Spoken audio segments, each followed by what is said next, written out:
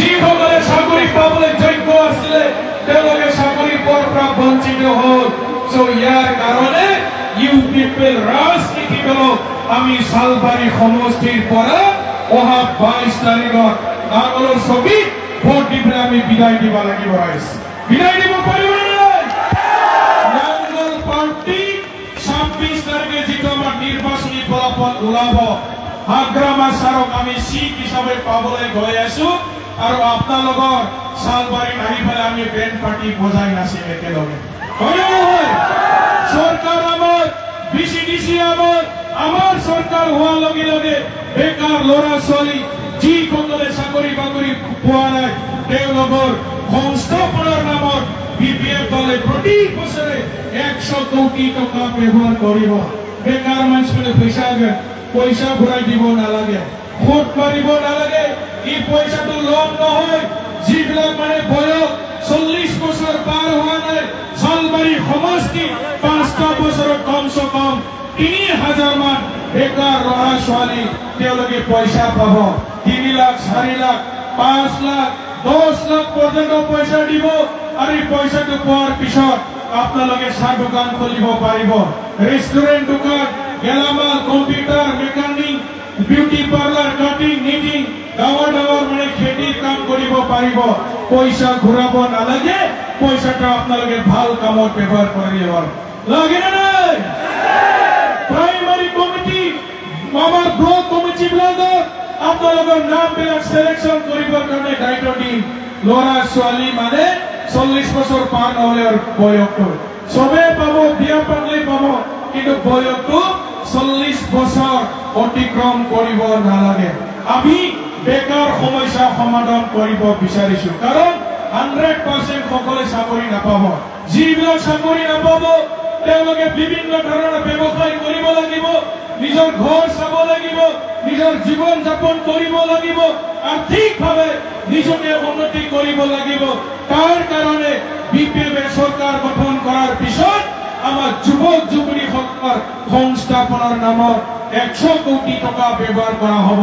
যদি প্ৰয়োজন হয় নেক্সট বছৰ 150 কোটি ব্যৱহাৰ কৰা হ'ব আমাৰ ল'ৰা ছোৱালীৰ নামত। ভাল হ'বনে নাই? পইচা দিব লাগে নে? পইচা ঘূৰাই দিব নালাগে, ভাল কামত ব্যৱহাৰ কৰিলে ভাল। আপোনালোকে মহিলা সেল্ফ হেল্প গ্ৰুপৰ নামত 40 কোটি সেল্ফ হেল্প পইচা লাগে, 40 কোটি।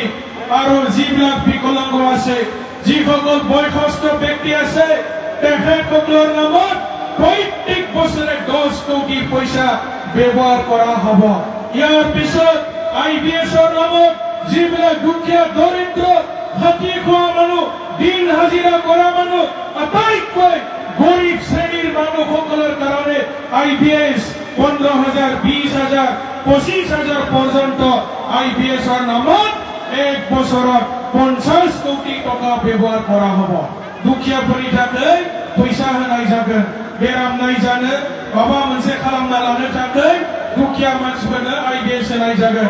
IBS দিয়া হ'ব দৰিদ্ৰ দুখীয়াসকলৰ কাৰণে। বড়োলেণ্ড বিকাশ যোজনা এটা আঁচনি আগতে বিপিএফ দলে উইংগাৰ দিয়া হৈছিল আমাৰ বেকাৰ ল'ৰা ছোৱালীৰ সমস্যা সমাধান কৰিবৰ কাৰণে। এইবাৰ বিপিএফ দলে সিদ্ধান্ত লৈছে যিসকল আমাৰ বেকাৰ ল'ৰাবিলাক আছে তেখেতসকলক কিছু উপাৰ্জন কৰিবৰ কাৰণে বড়োলেণ্ড বিকাশ যোজনা এই আঁচনিৰ দ্বাৰা বেকাৰ ল'ৰাবিলাকক উইংগাৰ গাড়ী দিয়া হ'ব। বিপিএফৰ উইংগাৰ গাড়ী চিনি পায় নাপায়? ওই গোঠান কালার নেলে এসে পিকনিক যান আন্ধ্রায়া উইঙ্গারলৈ খাবা যাবে লাগু আছে। পিকনিক জানে লাগে, পিকনিক খাবলৈ লৈ যায়, হয় না নহয়? ছোৱালী আনিব লৈ যায়, বিয়াত মানে সব বড়োলেণ্ড উইঙ্গাৰ লৈ যায়। আপোনালোকে ক'ৰবাত মানে ফুৰিব গ'লে বড়োলেণ্ড উইঙ্গাৰ, আকৌ মানে বেকাৰ ল'ৰা ছোৱালীক তেওঁলোকৰ সংস্থাপনৰ নামত বড়োলেণ্ড উইঙ্গাৰ দিয়া হ'ব আৰু IBSৰ নামত বেটাৰী ৰিক্সা দিয়া হ'ব। লাগে নে?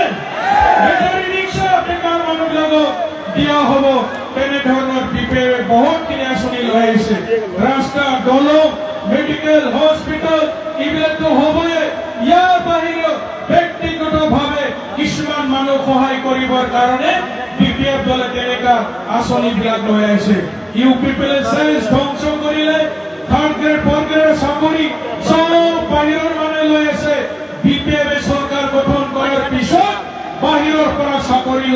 আমি সব বন্ধ কৰে দিম আমাৰ লোকেল মানুষ চাকৰি পাব লাগে লোকেল মানুষ দিব লাগে না লোকেলৰ বেকাৰ ল'ৰা ছোৱালী চাকৰি পাব লাগিব সংস্থাপন পাব লাগিব আৰ্থিকভাৱে ডেভেলপ হ'ব লাগিব প্ৰমোদ বড়ো ডাঙৰীয়াই আজিকালি দিল্লীৰ মানুহ ঠিকা দিয়ে কোচবিহাৰৰ মানুহ ঠিকা দিছে বেংগলৰ মানুহ ঠিকা দিছে গুৱাহাটী নগাঁও মৰিগাঁও তেজপুৰৰ মানুহ ডাঙৰ ডাঙৰ চাপ্লায়াৰ ঠিকাৰ কাম দি আছে আমাৰ চৰকাৰ অহাৰ পিছত আমি কিন্তু স্থানীয় বেকাৰ ল'ৰা ছোৱালীক ঠিকা দিম যাতে তেওঁলোকে আৰ্থিকভাৱে তেওঁলোকে উন্নত হ'ব পাৰে চব বন্ধ কৰি দিম আৰু অহা 26 তাৰিখৰ পিছত বিটিআৰ শব্দ নাইকিয়া কৰি দিম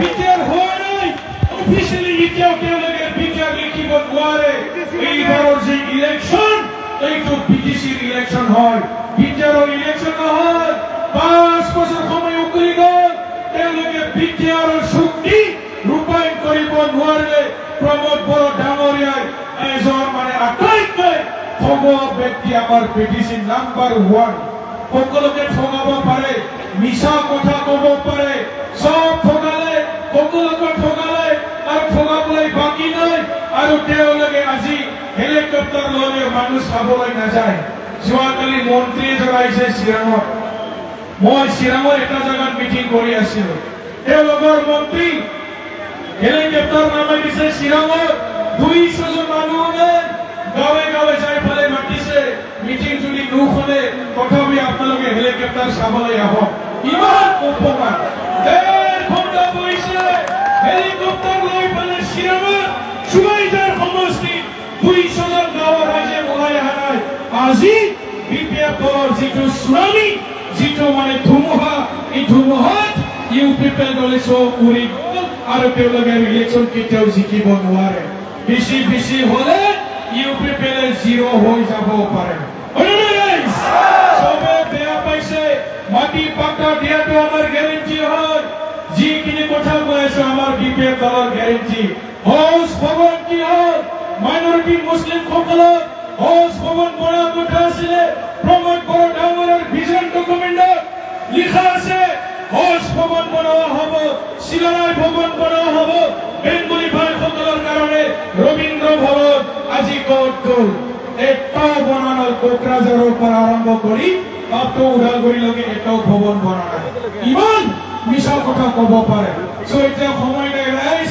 ক'বলৈ বহুত কথা আছে আকৌ কেতিয়াবা আহিম আৰু আমাৰ বিপিএফ দলৰ কেণ্ডিডেটক আপোনালোকে বিপুল ভোটত জয় কৰক নাঙলৰ চিনত ভোট দিয়ক অহা 22 তাৰিখে সকলোৱে ওলাই আহিব আগ্ৰামা ছাৰক দুৰ্গা পূজাৰ আগে আগে আমি চিফ হিচাপে পাবলৈ গৈ আছো আৰু আপোনালোকৰ চালবাৰীত আমাৰ যিটো খবৰ ইনফৰমেশ্যন দিগন্ত গয়াৰী ডাঙৰীয়া আমাৰ বিপিএফ দলৰ প্ৰাৰ্থী বিপুল ভোটত জয় হোৱাটো 100% খাটাম 100% খাটাম হৈ গ'ল ইয়াৰ কাৰণে চিন্তা কৰিব নালাগে আৰু 14-15 দিন সময় আছে আমাৰ হাতত বিপিএফৰ চৰকাৰ আহি আছে এইখিনি কৈ সকলোকে নমস্কাৰ আৰু কৃতজ্ঞতা জনাই মোৰ ভাষণ সামৰিছো থেংক ইউ